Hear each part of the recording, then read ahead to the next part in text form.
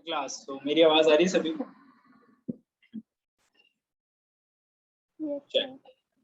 ठीक है, thank you. Now अभी हम जो डिस्कस कर रहे थे उसी को फिर एक बार स्टार्ट कर लेते हैं। यस, तो पहला तो एक तो सोर्सेज ऑफ एनर्जी है। इसमें देखिए बहुत ज्यादा डिटेल तो नहीं आपको जाना, कुछ कुछ मेन चीजें पूछेंगे तो वो हम बस बातें इसमें याद रख लेते हैं और उतना ही आपको बताना है, उससे ज्यादा इसमें कुछ बताना नहीं। ठीक है, तो जैसे अगर हम कहते हैं तो एक सेकंड,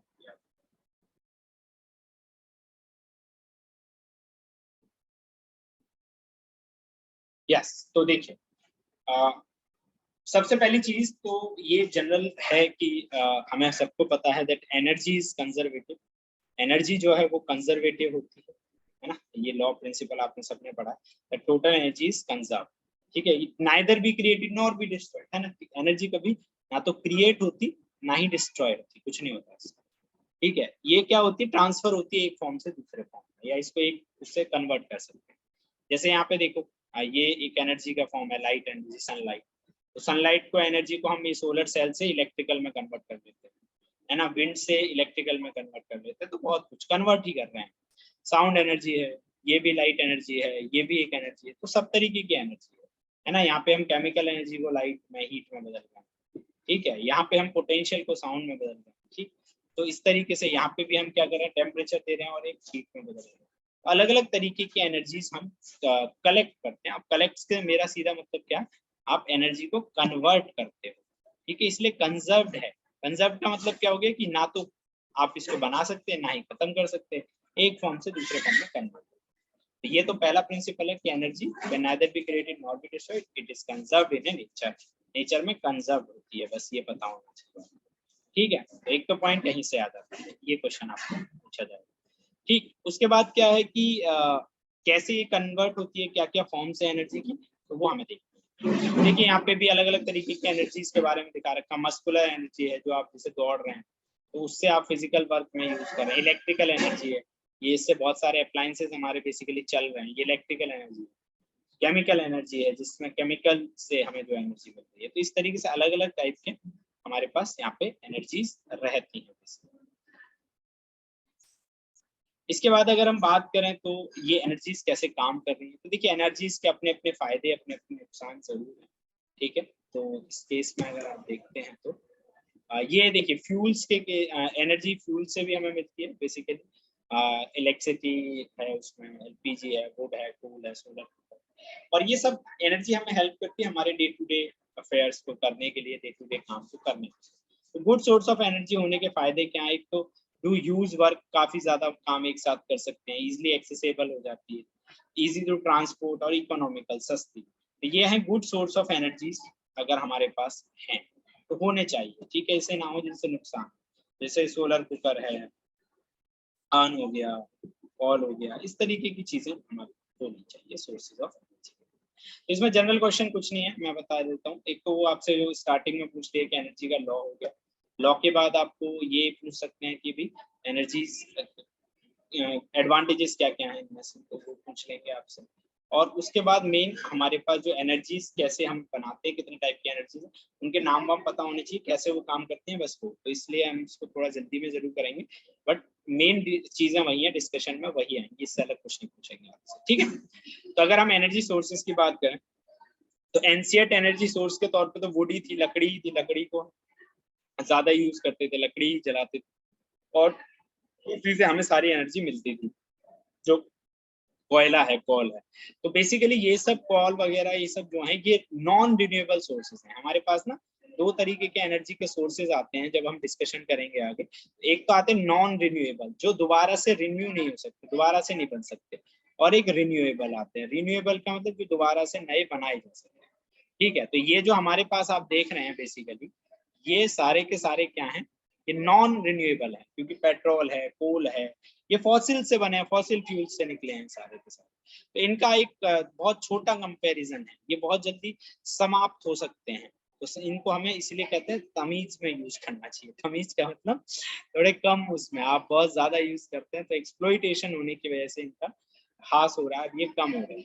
इसलिए हमें अल्टरनेटिव सोर्स ऑफ एनर्जीज ढूंढने पड़ेंगे। अगर आजकल आप पूरा डिस्कोर्स देखें तो आजकल अल्टरनेट सोर्स ऑफ एनर्जीज पे काम हो रहा है, जिसमें बेसिकली सोलर है, बायोगैस है, ये सारे हमारे अल्टरनेट सीएनजीज हैं, एलपीजी हैं, इन सब पे अल्टरनेट सोर्सेज की तरह अब हम काम करें। ठीक है, एक तो फॉसिल फ्यूल्स हैं, फॉसिल से हमें फ्यूल मिले, बट ये नॉन रिन्यूएबल हैं, ये दोबारा से बन नहीं सकते। तो ये कन्वेंशनल रूट था हमारा। इसके अलावा हमारे पास फॉसिल फ्यूल्स हैं, तो जब हम उनको बर्न करते हैं, जलाते हैं, तो उसका नुकसान ये है कि हमें एयर पॉल्यूशन देखने को मिलता है, ग्रीन हाउस इफेक्ट्स हो रही हैं, उसकी वजह से एसिड रेन और बहुत सारी दिक्कतें हमें देखने को मिल रही हैं हमारी पृथ्वी पे। तो उनको हमें खत्म करना है, वो नहीं होना चाहिए। ठीक है ना, तो ये पॉइंट्स हैं।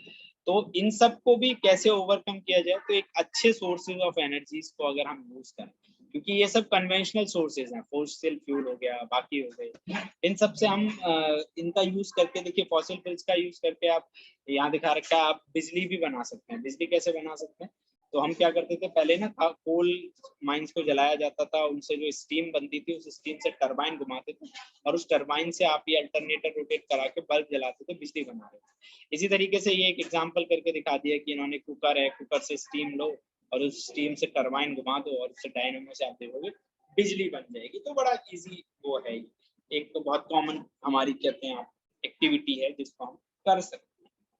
ठीक है, तो इस तरीके से पूरा काम करते हैं। तो फॉसिल फ्यूल्स का काम हर तरफ होता था आपको एनर्जी क्रिएशन में, एनर्जी जनरेशन, बट ये चूंकि नॉन रिन्यूएबल है, तो हमें इनके अल्टरनेट सोर्सेस तलाशने होंगे, गुड सोर्स ऑफ एनर्जीज बनाने।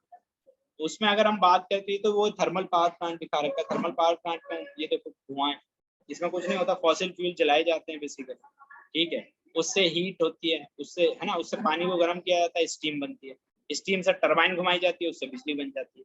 तो ये इस थर्मल पावर प्लांट का मतलब जहाँ से बिजली बनती है, तो वो पावर प्लांट होते हैं। और उनमें हम क्या करते हैं, अलग अलग तरीके से, अगर आप थर्मल मतलब टेम्परेचर का यूज कर रहे हो, ठीक है, और उसमें फॉसिल फ्यूल को जला के हीट करके उससे स्टीम से टरबाइन घुमा रहे हो, तो बिजली बन रही है, तो थर्मल पावर प्लांट। अल्टीमेटली घुमानी आपको टरबाइन है, टरबाइन घूमती है, उससे लगा हुआ अल्टरनेटर घूमता है, उससे बिजली बन जाती है।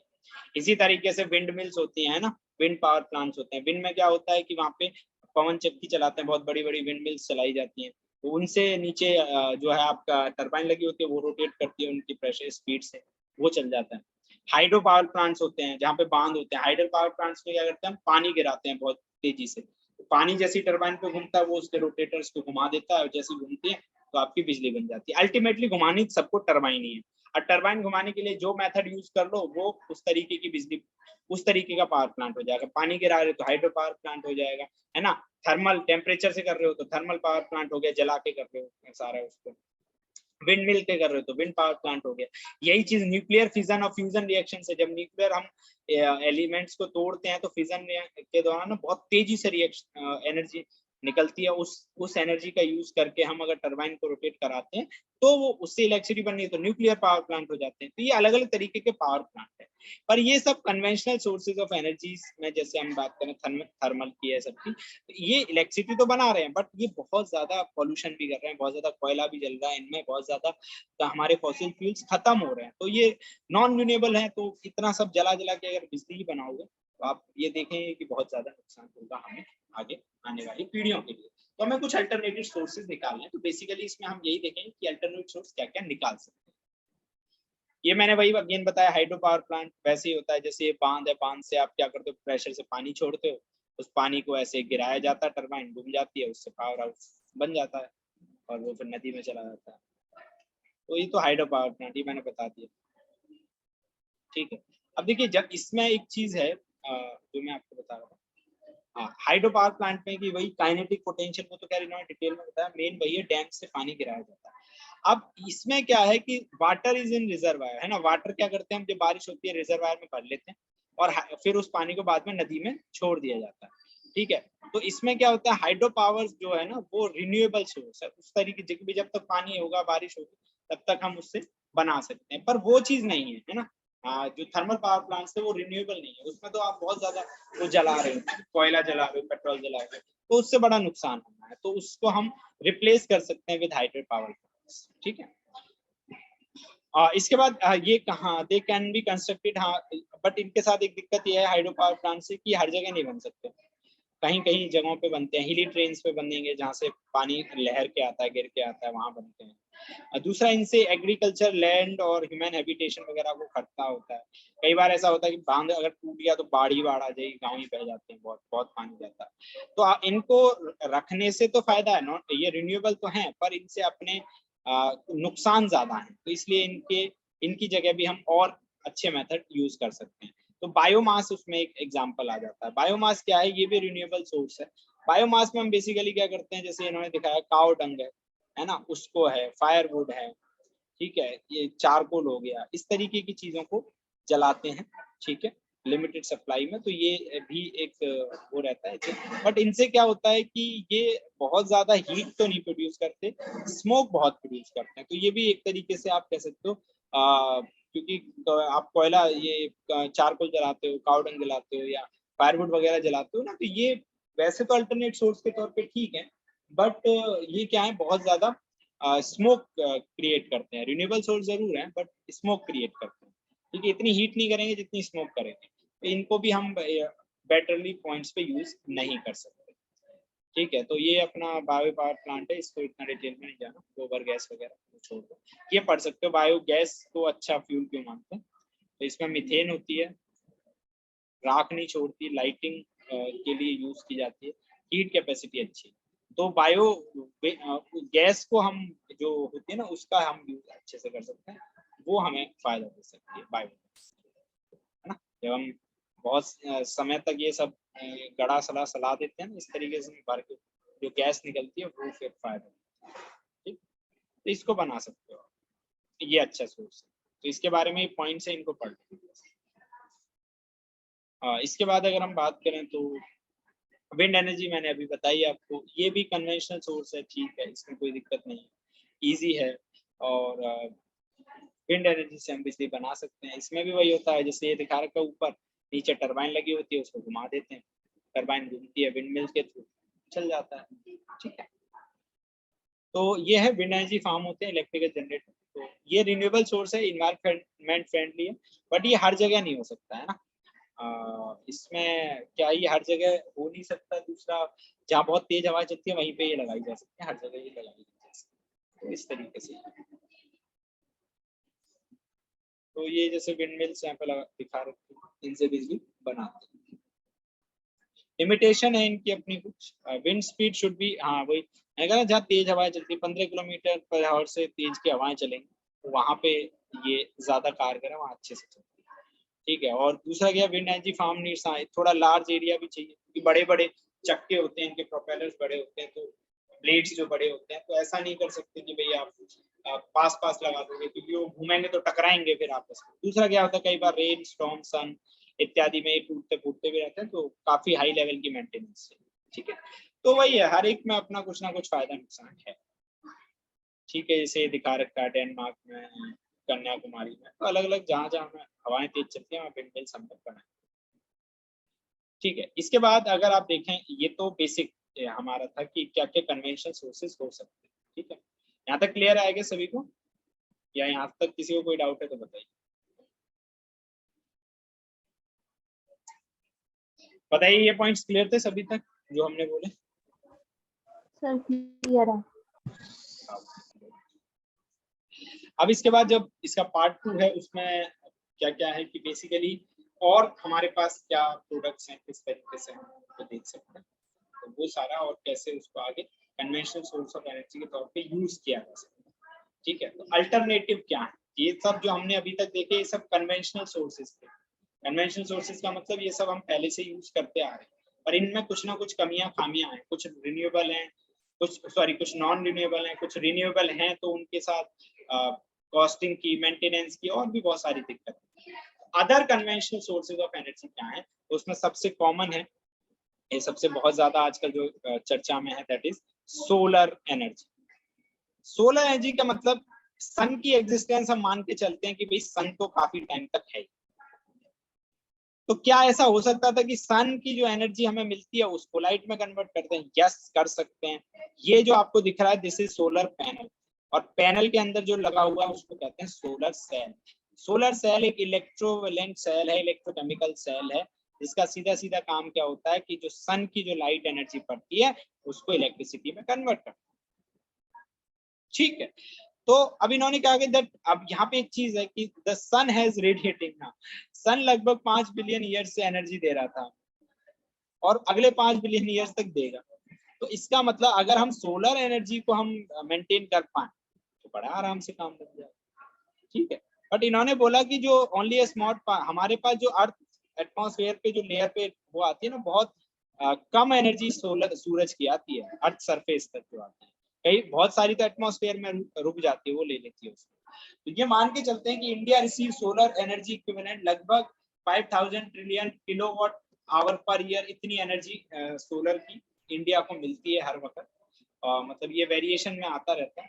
तो इसके बेसिस पे हम ये मान के चलते हैं कि सूरज हमें बहुत एनर्जी, तो सन की एनर्जी को अगर हम कन्वर्ट करते हैं सोलर पैनल्स को लगा करके, तो आजकल आप देखते हैं गवर्नमेंट जो है जब अल्टरनेट सोर्सेज ऑफ एनर्जी की बात करती है तो वो सोलर एनर्जी पे बहुत ज्यादा वो देती है ध्यान की, सोलर कुकर, सोलर गीजर, सब कुछ सोलर का बनाइए और उससे बेनिफिट है। सोलर एनर्जी को अगर आप अच्छे से यूज कर पाए ना, तो आप मान के चलिए कि आपकी बहुत सारी दिक्कतें खत्म हो जाएगी। आजकल गवर्नमेंट्स ने बेसिकली ये भी प्लानिंग की है, पहले गवर्नमेंट ये कर भी रही थी, अभी इसमें कहीं कहीं पे है कहीं नहीं है। नहीं तो गवर्नमेंट क्या करती है, गवर्नमेंट कहती है आप सोलर पैनल लगवाइए अपने घर पे।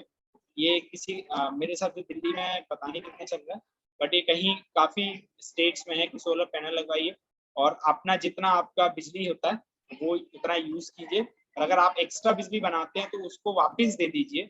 गवर्नमेंट उस पर आपको पर जो भी रीडिंग का कुछ हिसाब होता है उस हिसाब से पे देती है, वापस पैसे मिलते हैं। तो अब तो बिजली आप बनाओ और गवर्नमेंट को दे दो तो उसके पैसे और मिल जाए।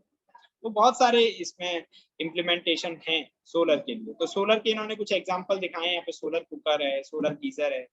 ठीक है, कि भाई किस तरीके से ये चीजें काम करती हैं, तो ये आप बना सकते हैं। तो बट अभी इनको इतना डिटेल में हम नहीं करेंगे क्योंकि हमें इन पर आंसर वैसे नहीं लिखना, तो हमें बस जनरल चीजें पता होनी चाहिए ताकि आप एमसीक्यू लगा सकें। ठीक है, तो इसके अपने फायदे नुकसान है, एडवांटेजेस, पॉल्यूशन फ्री और इजी टू हैंडल एंड ये है। बट इसके अपने कुछ वही हर चीज के फायदे तो नुकसान। रात में खाना नहीं बना सकते, क्लाउडी वेदर में टाइम थोड़ा सा ज्यादा लगता है। तो इन चीजों को देखो, प्रॉब्लम्स तो सबके सब में होती है, पर इनको कैसे रेक्टिफाई किया जाए। अगर आप लिमिटेशंस को अच्छे से रेक्टिफाई कर पाए सोलर एनर्जी की, और सोलर एनर्जी को एक अच्छे अल्टरनेट के तौर पे, यानी कि अभी भी है, और अगर आपने ला के रख दिया तो आप मान के चलिए कि आपने काफी सारी समस्याओं को सॉल्व कर दिया। So it's good. ठीक है, तो इसी को इन्होंने एक्सप्लेन किया है सोलर एनर्जी को कि सोलर सेल कैसे काम करते हैं। सोलर सेल बेसिकली सिलिकॉन के सेल होते हैं। तो आपने डिटेल में आप डायोड वायोड तो नहीं पढ़े हैं, तो उनको इतना डिटेल में बच जाओ। बस अगर आपसे पूछे सोलर सेल किसके बने होते हैं तो सिलिकॉन के बने होते हैं। सिलिकॉन मटेरियल होता है, सेमीकंडक्टिंग मटेरियल है, उस सिलिकॉन मटेरियल के ये बने होते हैं। और उसमें डायोड की तरह, जैसे डायोड स्ट्रक्चर काम करता है, जब लाइट पड़ती है तो उसमें EH पेयर होता है इलेक्ट्रॉन होल का, तो वो एक्साइट होते हैं, उसमें सप्लाई पास होती है। तो इस तरीके से पूरा काम करता है। उसको छोड़ो, आपको मेन पॉइंट याद क्या रखना, सिलिकॉन का होता है सोलर। ठीक है, बस यही याद रखना, क्योंकि आपसे वैसे ही पूछना है एमसी वैसे ही। अभी इन्होंने दिखाया कि artificial satellite, space probes, orbiters, mass calculator, toys, काफी जगह हम सोलर सिग्नल्स का, सोलर सिस्टम्स का यूज करते हैं। ठीक है, सैटेलाइट्स में तो हम सोलर पैनल पहले से ही लगाते हैं। ये देखिए सोलर पैनल लगा, तो सैटेलाइट सूरज से एनर्जी लेता है, उसी से चार्ज होता है और चलता रहता है, घूमता रहता है हमेशा। इसी को हम पहले तो कर रहे थे, बट अब दिक्कत क्या है कि डोमेस्टिक यूज में सोलर सेल थोड़े से हाई कॉस्ट पे जा रहे हैं, तो उनको थोड़ा सा कैसे कम करना है वो हम देखेंगे, उसके लिए सरकार काम। इसके बाद एनर्जी फ्रॉम सी, सी से भी हम एनर्जी ले सकते हैं। ठीक है, जैसे हम जो विंड मिल की बात कर रहे थे कि विंड मिल नीचे चले, ऐसे इसको नीचे की जगह उल्टा लगा दिया तो टाइडल एनर्जी जो आती है, जो सूरज, जो समुद्र में लहरें आती हैं, टाइड्स जब आती है, तो उन लहरों की वजह से भी हम टाइडल एनर्जी का यूज कर सकते हैं और उससे प्रोपेलर्स को घुमा के बिजली बना सकते हैं। वेव एनर्जी बेसिकली, जब बहुत ज्यादा वेव्स उठती हैं तो ये जो प्रोपेलर्स हैं घूमते हैं, इनसे बिजली बन जाती है। ठीक है, तो ये एनर्जी फ्रॉम सी है, सी से भी आप एनर्जी बनाते हैं, तो इसके पॉइंट्स लिख लीजिए।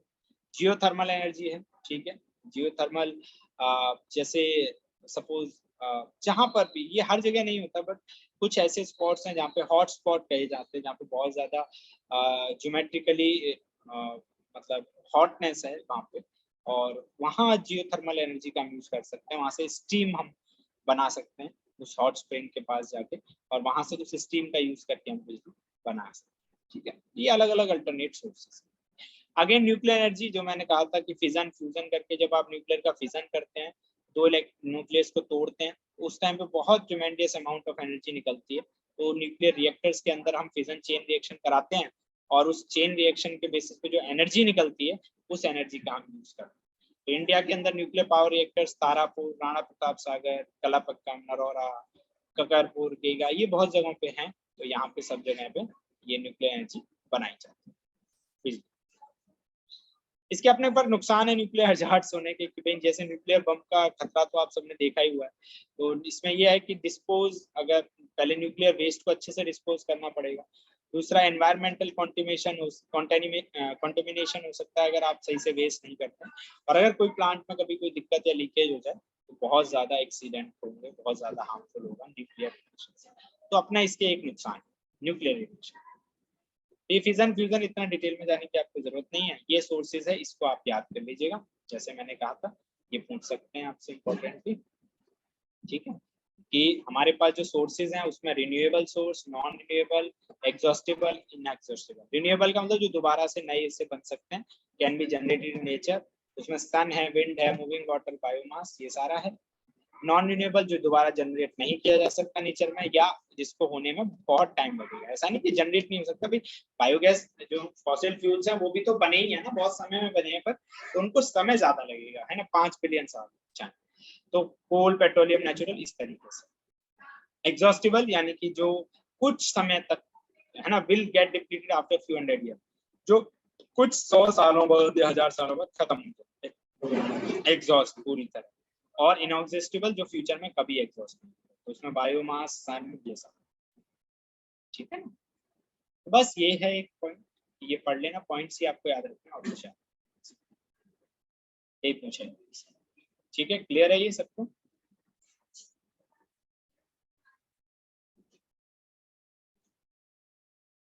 एनी डाउट बताइए, क्लियर है ना सबको? यस नो कुछ तो बोलो। क्लियर है।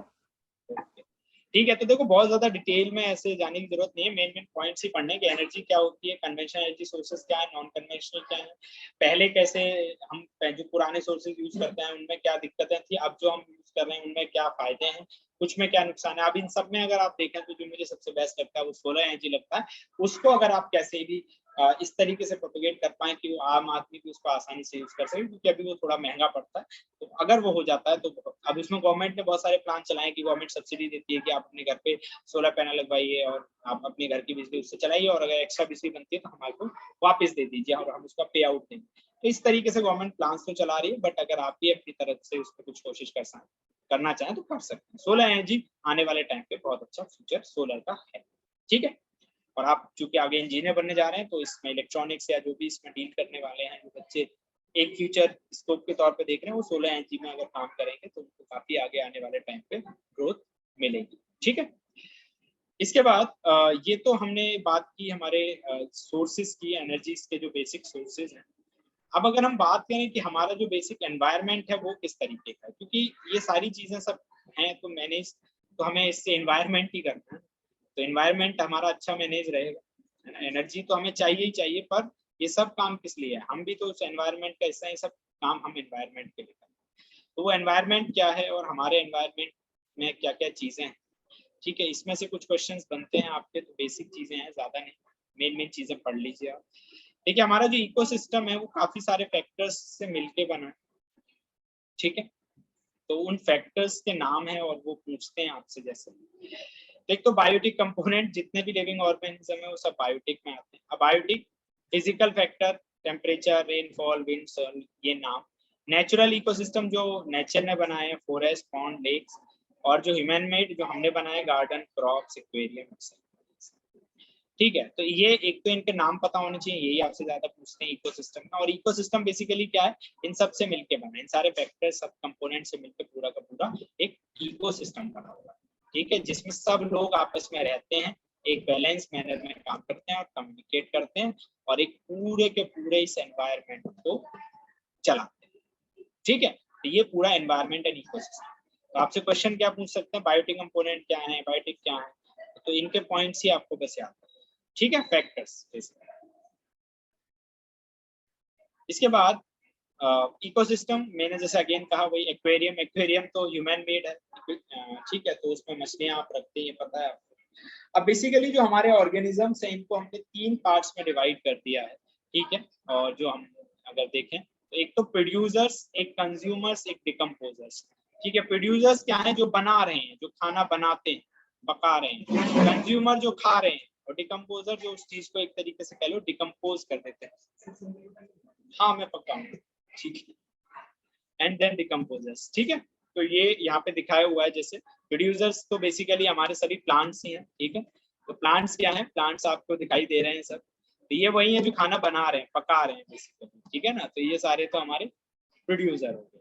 ठीक, इसके बाद अगर आप आगे चलेंगे देखेंगे तो हमारे पास बेसिकली कंज्यूमर्स जो खा रहे हैं, जो हम सब खाते हैं, तो ये सारे कंज्यूमर ही हैं, ये सब खा रहे हैं। घास, ग्रास ऊपर है, मटक है, सांप है, ये पूरी फूड चेन दिखा रखी है इस तरीके से, तो वही है, ऐसे खाई जा रही है। ठीक है, तो उसमें देखिए कंज्यूमर्स के भी टाइप हैं, कुछ हार्बीवोरस होते हैं, कार्निवोरस, ओमनीवोरस, पैरासाइट्स।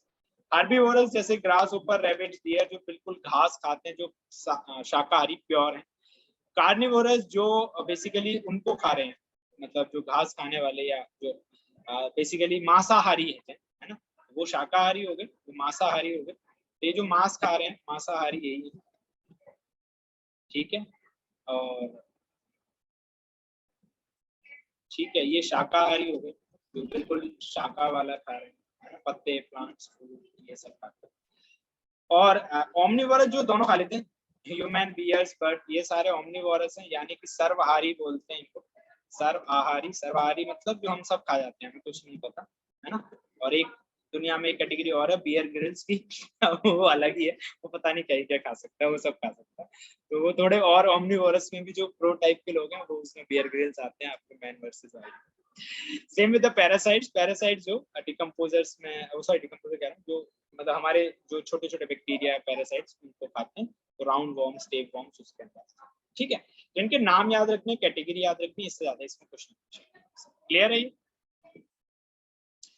ये सब मैं थोड़ा जल्दी में इसलिए बता रहा हूँ क्योंकि आपने ये सब पढ़ा हुआ है, बस हमको एक बार बेसिक कंसेप्ट रिवाइज करते हैं कि ये चीजें होती हैं और कैसे आती हैं। आपको इन बीच में इन बिटवीन कोई क्वेश्चन मिलता है तो आप पूछ भी सकते हैं। ठीक है, डिकम्पोजर्स बेसिकली जो हमारे डेड प्रोडक्ट्स, या जो मतलब ब्रेक डाउन डेड में वेस्ट प्रोडक्ट्स जो होती है, उनको हमारे को उनको डिकम्पोज करते हैं। उसमें जैसे स्यूडोमोनास है, मशरूम है, डिकम्पोजर फंगस है, तो ये सब जो है ये हमारे अलग अलग तरीके के डिकम्पोजर प्लांट्स हैं। इनके नाम आप पढ़ लें, इससे ज्यादा इसमें कुछ। ठीक है, इसके बाद ये पूरी फूड चेन दिखा रखी है। फूड चेन का मतलब सीधे सीधे इतना सा फूड है कि इस दुनिया में जो भी कुछ हम कहते हैं ना, सब कुछ इस इकोसिस्टम में, इस पूरी इकोलॉजी में सब भगवान ने कह लो या जैसे भी होता, वो एक पहले से प्री डिसाइड करके बना हुआ है। सब कुछ पहले से हमें पता है कि ये ऐसे काम चलता है। तो पूरी एक फूड चेन एक लेवल बना रखा है ना। Autotrophic, herbivorous, small carnivorous, large carnivorous, producer, primary consumer, secondary, tertiary, इसको ऐसे भी कह सकते हैं। एक ट्रॉफिक लेवल्स बना रखे हैं। ठीक है, जैसे सबसे पहले आपने देखा ऑटोट्रॉफ्स हैं, जो खुद ही खाना बना रहे हैं, प्लांट्स, प्रोड्यूसर। उनके ऊपर आ जाते हैं हर्बीवोरस, जो प्राइमरी कंज्यूमर है, जो डायरेक्ट उनको खा रहे हैं। फिर उसके ऊपर स्मॉल कार्निवोरस है, जो सेकेंडरी कंज्यूमर है, जो उनके भी जो छोटे प्रोडक्ट्स हैं उनको खा रहे हैं। और थर्ड पे लार्ज कार्निवोरस है, जो बड़े बड़े बहुत बड़े थर्ड कंज्यूमर, जो उनको सबको खा जा रहा है। ठीक है, ये पूरा फूड वेब दिखा रखा है। इसके पॉइंट्स ही आपको याद रखना, इससे ज्यादा इसमें यही फूड चेन को अगेन हम एग्जांपल किया, और इसमें ही एनर्जी का भी 1 बाय 1 ट्रांसफर होता है। जितनी ज्यादा चीज को बड़े को खाओगे उतनी एनर्जी ज्यादा ट्रांसफर होगी। ये वही फूड चेन अगेन दिखा दी है, प्राइमरी, सेकेंडरी, ट्रॉफिक लेवल्स पे वही है, तो दोबारा तो मैं एक्सप्लेन नहीं कर रहा, इसको आप देख लो। सनलाइट प्रोड्यूसर, इस तरीके से एनर्जी बढ़ के जाती है। सनलाइट पहले प्रोड्यूसर्स तक, फिर हेर्बिवोरस तक, फिर कार्निवोरस, फिर ओमनिवोरस तक, ये ऐसे ही एनर्जी बेसिकली बढ़ती है। अब इसमें जो मेन है वो आपको एक तो हाँ ये पॉइंट्स हो गए कंपोनेंट्स। अब जब हम इन्वायरमेंट की बात करते हैं तो इन्वायरमेंट में एक कंपोनेंट ओजोन लेयर के बारे में भी क्वेश्चन आपसे पूछा जाता है बेसिकली, तो आपको पता होना चाहिए ओजोन लेयर क्या है। हमारी अर्थ सरफेस की या उस एटमॉस्फेयर पे एक लेयर है जो हमारी अल्ट्रावायलेट रेडिएशंस को एब्जॉर्ब करती है। बट हमने अपने पॉल्यूशन को या हमने अपने एनवायरनमेंट को इतना पॉल्यूटेड कर दिया है कि भाई साहब अब उसमें बहुत वो कहते हैं ना एक छेद हो गया है फुटबॉल के मैदान जितना। हालांकि अर्थ के एटमॉस्फेयर के कंपैरिजन में छोटा छेद है पर वो बहुत बड़ा ही है। तो बेसिकली वो हमारी बॉडी तक जब अल्ट्रावायलेट रेडिएशन हार्मफुल आ रही है वहां से, तो हमें उससे स्किन कैंसर जैसी बीमारी होती है। इसके जो मेन कारण है वो ग्रीन हाउस गैसेज हैं, बेसिकली क्लोरोफ्लोरोकार्बन्स हैं। ठीक है, तो ये सारे इनके नाम पता होने चाहिए। क्लोरोफ्लोरोकार्बन्स क्या है ना, क्लोरीन फ्लोरीन कार्बन, 3 गैसेस का मिक्सचर है। रेफ्रिजरेंट फायर एक्सटिंग्विशर इस टाइप के प्रोडक्ट से ये सबसे ज्यादा मिलता है। क्लोरीन ओजोन से मिलती है, क्लोरीन मोनोऑक्साइड बनाती है तो ये नुकसान करता है।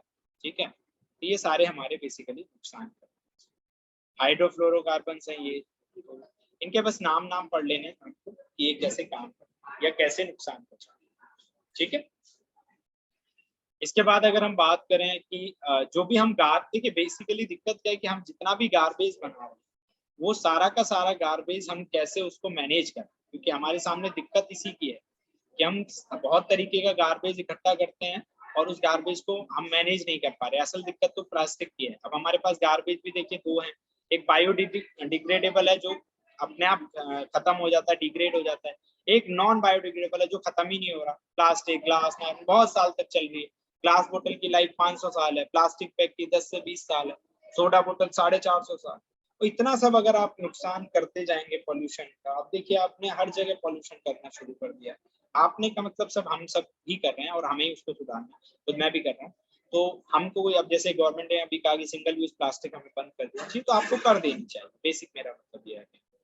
ठीक है, तो यही सारी चीजें हैं, इनको हम मैनेज करना आना चाहिए। हमारे एनवायरनमेंट का ध्यान रखना हमें ही है। तो इसमें 2 ही क्वेश्चन ज्यादा पूछते हैं, बायोडिग्रेडेबल क्या होते हैं, उनके कुछ एग्जांपल्स नाम पूछ लेंगे, fruits vegetable leaves. Non biodegradable क्या है कि जो खत्म नहीं हो सकते, उसमें प्लास्टिक ग्लास नायलॉन। इनकी लाइफ है, अगर आप याद रखना चाहें तो याद रख सकते हैं, इनके क्वेश्चन वैसे नहीं। ठीक है, तो यही बायोडिग्रेडेबल इन्होंने बता दिया। Poly acetic acid, poly allocate है ये मॉडल। तो इस तरीके के अब देखिए आपने, अब हाँ ये डस्टबिन का भी बताते हैं किस तरीके का डस्टबिन है। तो जो ग्रीन है वो बायोडिग्रेडेबल वेट वेस्ट जिसको हम कहते हैं, ड्राई वेस्ट नॉन बायोडिग्रेडेबल जो ड्राई वेस्ट है। तो अलग अलग तरीके से हमें रखना चाहिए, ये हमें पता होना चाहिए। इनको भी पूछ सकते हैं कौन सा ड्राई वेस्ट है कौन सा वेट वेस्ट है। ठीक है, इसके बाद आजकल एक बड़ी समस्या ई वेस्ट की भी आ गई है। पहले हम ये 2 वेस्ट ही मैनेज कर रहे थे, अब जो हमारा क्योंकि हम डिजिटल हो रहे हैं, बहुत सारा इलेक्ट्रॉनिक सिस्टम्स हमारे चारों तरफ रहते हैं, तो आजकल ई वेस्ट की भी हमारे पास सामने एक दिक्कत है कि खराब होती है तो उनको, और उनसे जो चीजें निकलती हैं, जो डेंजरस केमिकल्स, उनसे मरकरी लेड वगैरह निकलते हैं, उनसे हमारी बाकी चीजों को, बॉडी को बहुत ज्यादा नुकसान होता है। तो उनको भी हमें कैसे मैनेज करना है, इसके लिए भी हमें काम करना है। ठीक है, तो इनको भी मैनेज करने के बारे में आपको सोचना। ठीक है, तो बेसिकली इसमें यही था कि हमारा एनवायरनमेंट इकोसिस्टम क्या है, कैसे काम करता है, और क्या उसमें ऐसे कंपोनेंट है जो उसको पॉल्यूट कर रहे हैं, जो उसको खराब कर रहे हैं, और हम उनको कैसे ठीक कर सकते हैं। ये सारी जिम्मेदारी हमारे ऊपर है और ये सब करना हम ही को है, और कोई ये करने वाला नहीं। ठीक है, तो जैसे मैं कह ही रहा था कि हमारे जितने भी नेचुरल सोर्सेज हैं, ठीक है, इनको अगर हम अच्छे से बचाते हैं, इनको अच्छे से मैनेज रखते हैं, अपनी इन्वायरमेंट सिस्टम को अच्छे से मैनेज करके रखते हैं, तो हम मान के चलिए हमारी आधी चीजों को सस्टेन कर सकते हैं और अच्छे से उनको मैनेज कर सकते हैं। तो इसमें सबसे मेन फैक्टर एनवायरमेंटल कंजर्वेशन का है कि इन्वायरमेंट को हमने सही करना है ना। कहते हैं ना कि सबसे बड़ी दिक्कत क्या है कि आदमी ने प्रकृति से बहुत कुछ लिया पर प्रकृति को देना भूल गया, है ना। तो यहाँ से दिक्कत होनी शुरू हुई। देखिए 2 शब्द हम इतिहास में पढ़ते थे, हिस्ट्री में पढ़ाया जाता है ना, उसमें होता है कि मानव का प्रकृतिकरण और प्रकृति का मानवीकरण। पहले क्या होता था कि आदमी जो है वो प्रकृति के हिसाब से ढलता था, उसके अकॉर्डिंग उसको चेंज करता था, अपने आप को चेंज करता था। पर आज क्या करता है, अपने अकॉर्डिंग प्रकृति को चेंज कर रहा है ना। और इससे ही सारी दिक्कतें शुरू हो गई। तो हमें ये सारी चीजें देखनी पड़ेंगी कि एनवायरमेंटल जो प्रॉब्लम्स है उनको कैसे खत्म करें, कैसे रोकें। बेसिक चीज तो ओवर एक्सप्लॉइटेशन है, हमने बहुत ज्यादा गलत करके उनको नुकसान करना शुरू कर दिया है। जैसे यहाँ गंगा के बारे में दिखाया कि हमने, हमारी नदी है और इतनी ज्यादा हमने उसको खराब कर दिया है ना, तो उसको कैसे नमामि गंगे प्रोजेक्ट के थ्रू, जैसे गवर्नमेंट तो उस पर काम ही कर रही है, पर सिर्फ गवर्नमेंट के करने से नहीं होगा, हमें भी कुछ सारे इनिशिएटिव उठाने पड़ेंगे कि हम अपने नेचुरल रिसोर्सेज को कैसे ठीक कर सकते हैं। ठीक है, तो जैसे हम कॉमन 5 आवर्स की बात करते हैं, इन पे क्वेश्चन पूछा जाता है, ये पता होने चाहिए। Refuse, reduce, reuse, repurpose, recycle, ये आपको पता हो। और इन्हीं तो अगर हम इन 5 या इन आवर्स को अपने जीवन में उतारें तो हम अपने एनवायरनमेंट को बहुत अच्छे तरीके से मैनेज कर पाएंगे, प्रोटेक्ट कर पाएंगे। ठीक है, इस मीटिंग को ओवर होने में 3 मिनट का समय रह गया, तो अगर आपको कोई क्वेश्चन है तो आप पूछ लीजिए, नहीं तो आप मुझे वैसे जनरल अलग से पूछ सकते हैं। आज हम यही इस टॉपिक को कंप्लीट करके ये मीटिंग ओवर हो जाएगी। आज की क्लास यहीं तक रहेगी। ठीक है, थैंक यू। इसको हम कंटिन्यू करें। ठीक है, तो बेसिकली मैंने कहा 5 आवर्स के बारे में, इन 5 आवर्स को आपको मैनेज रखना है। अब हमें हमारे रिसोर्सेज को मैनेज क्यों करना है, क्योंकि अगर हम इनको मैनेज नहीं कर पाते, फॉरेस्ट, वाइल्ड लाइफ, वाटर, ठीक है, वाटर हार्वेस्टिंग अगर हम नहीं कर रहे हैं, तो आप मान के चलिए कि एक टाइम के बाद ये सब खत्म हो जाएगा, और सब खत्म हो गया तो आप कुछ नहीं बचा पाओगे, कुछ भी नहीं बचा पाओगे, ये मान के चलिए। ठीक है, आपको ये सारी चीजें आज ही कंजर्व करनी है, आज ही रखनी है, और अगर आप इनको सही से कंजर्व कर पाए तो आप मान के चलिए आने वाली पीढ़ियों के लिए आप कुछ देके जाओ। तो अपने जीवन में ये 5 आर बिठा लीजिए, refuse, reduce, reuse, repurpose, recycle. अगर आप ये 5 काम कर पाते हैं तो आप मानिए आपने एनवायरनमेंट को प्रोटेक्ट करने के लिए बहुत सारा काम कर दिया। ठीक है, क्लियर है यहाँ तक सभी को?